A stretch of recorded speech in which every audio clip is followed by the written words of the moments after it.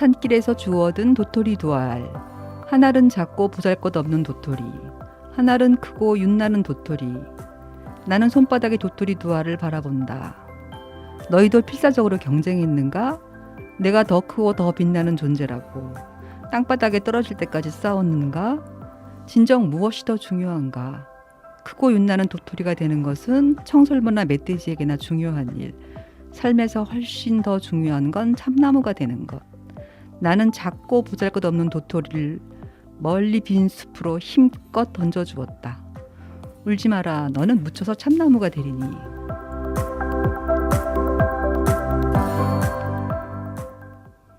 박노해 시인의 도토리 두 알입니다. 안녕하세요. 기다리시던 도봉의 숲 두 번째 시간입니다. 저는 진행을 맡은 MC 다람쥐입니다. 지난 시간엔 개망초에 대해 알아봤고 오늘은 나무에 대해서 얘기해 보자고 했는데요. 오늘도 숲의 설가 김 기자님 모셔볼까요? 안녕하세요, 별쌤.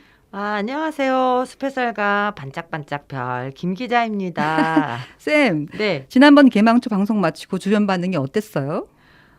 주변 사람들이 듣고 재밌었다라고도 하고요. 개망초에 대해 많이 알게 되었다는 반응이 의외로 많았어요. 참 다람쥐 쌤 목소리 좋다고 댓글에 있는데 혹시 보셨나요? 네, 제 친구가 달았나 봐요.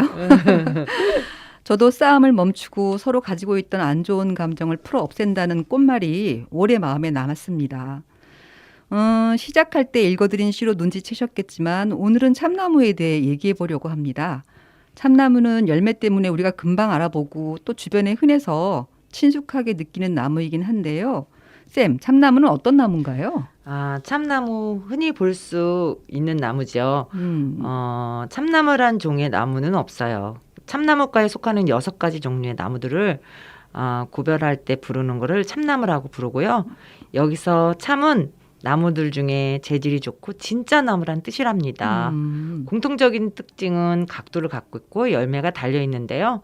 5월에 꽃이 피고 10월에 열매를 맺고 이 열매를 바로 우리가 잘 아는 떼굴떼굴 굴러다니는 누굴까요? 도토리. 네, 맞아요. 열매를 말려서 가루를 내서 묵을 먹거나 또 떡을 만들어서 먹었는데 요즘엔 퓨전 요리로 뭐 수제비도 있고 또 그 도토리 가루로 전을 좀 부쳐도 맛있고 그렇더라고요. 도토리묵 정말 맛있죠. 쫄깃하고 구수하고 막걸리하고 어울리면 환상이죠.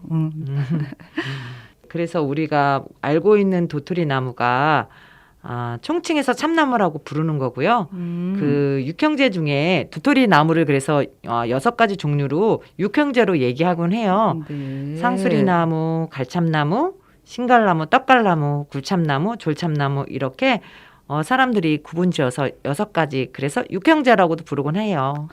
그렇게 많은 종류와 이름이 있어요? 그런데 그 이름들 어쩐지 익숙하고 들어본 적 있는 이름인 것 같기는 하네요. 떡갈나무 숲속에 졸졸졸 흐르는 이런 노래 가사도 있던데 다 참나무 종류군요. 좀 자세하게 설명해 주세요. 그럴까요? 그러면 참나무 육형제에 대해서 우리 한번 이야기해 볼게요. 네. 상수리나무는 사람들이 도토리를 줍는다 하면 바로 상수리나무라고 하고요. 그리고 임진왜란 당시 선조가 의조로 피난을 갔을 때가 있었어요. 그때 먹거리가 마땅치 않았는데 그때 도토리 묵을 쑤어서 바쳤다고 해요.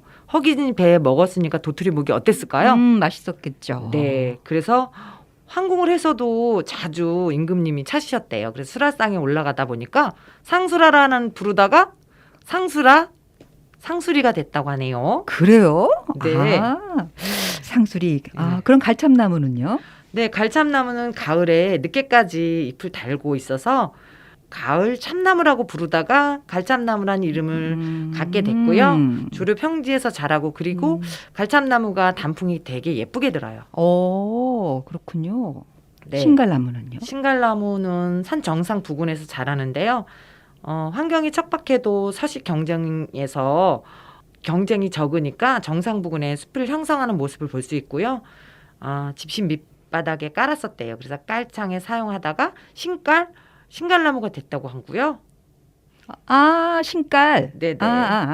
아, 그러고 보니 들어본 적 있는 것 같아요. 신갈나무는 신발 깔창, 떡갈나무는 떡을 쌀 정도로 입이 커서 떡갈, 그렇다고 했던 것 같아요.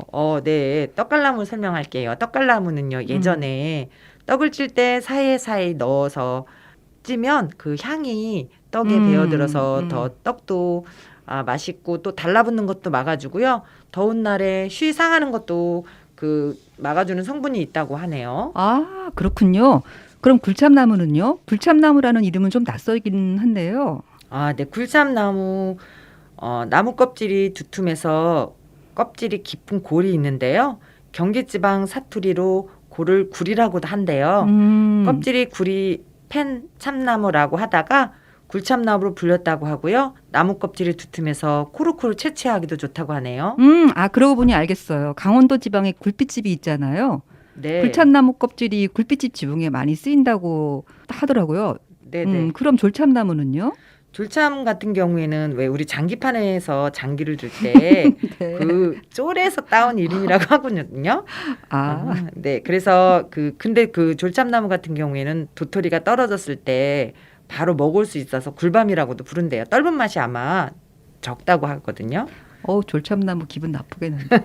저는 어릴 때 이 졸참나무 열매가 굴밤으로 미니팽이 만들어서 놀았던 기억도 있어요. 네.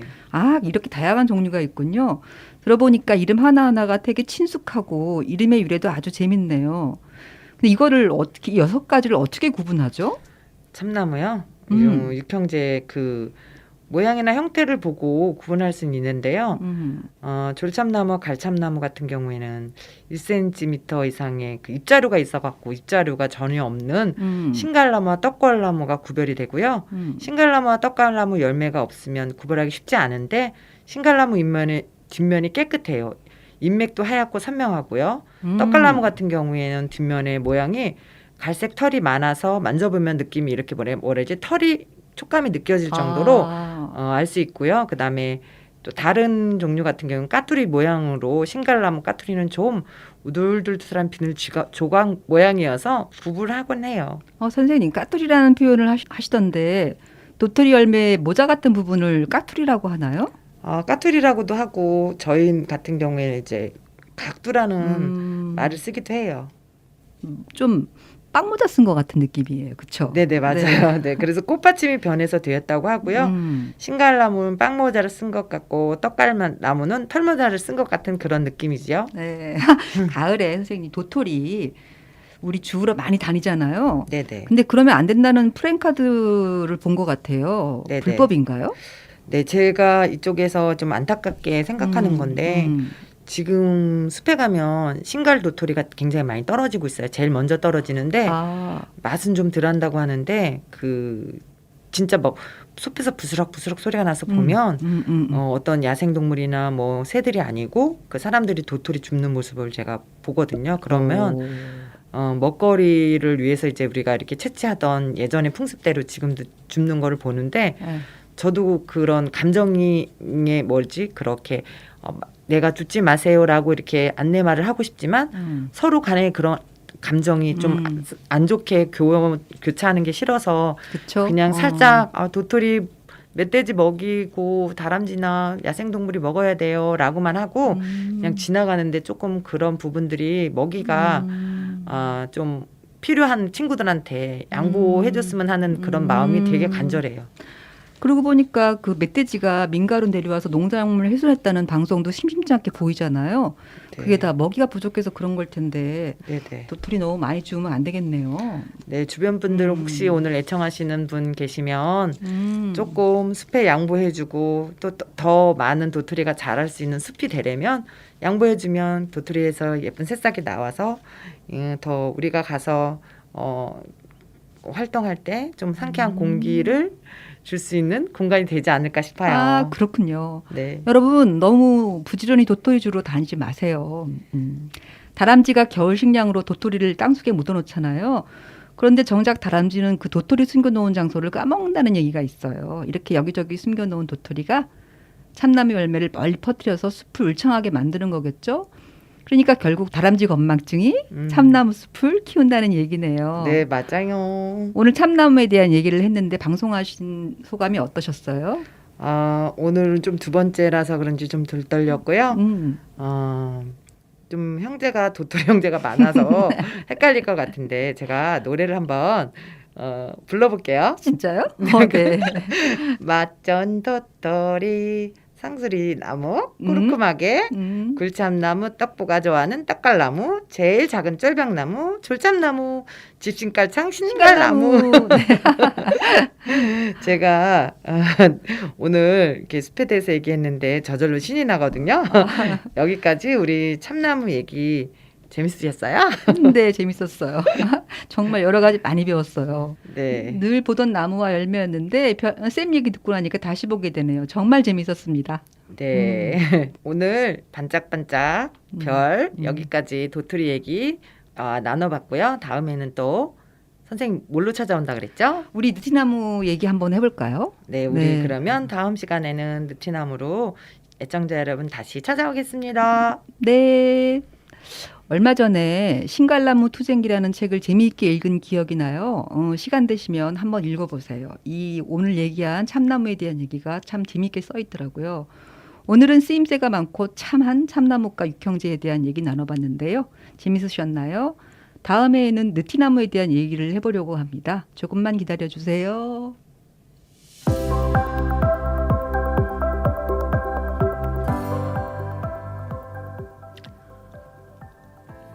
며칠 뒤면 추석이에요. 우리 조상들이 추석을 왜 손꼽아 기다렸는지 잘 알 것 같아요. 조석으로 선선한 바람이 불고 낮엔 쨍한 햇볕이 곡식과 과일을 무르익게 하는 계절이죠.